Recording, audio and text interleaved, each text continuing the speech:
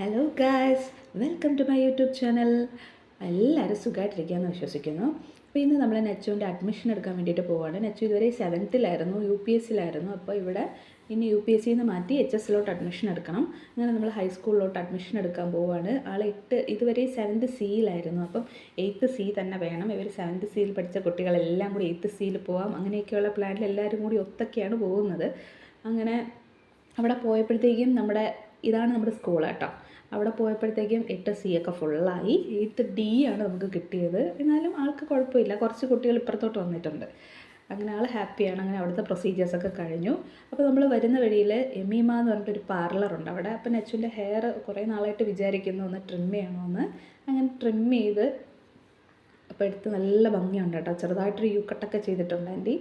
അങ്ങനെ ആൻറ്റി പറയുന്നുണ്ട് അവളുടെ ഹെയർ നല്ല സ്മൂതൻ ചെയ്ത പോലെ കിടപ്പുണ്ടെന്നൊക്കെ ഇങ്ങനെ പറഞ്ഞുകൊണ്ടിരിക്കുകയാണ്. ആൾക്കൊള്ളാം അല്ലേ ഗൈസ്?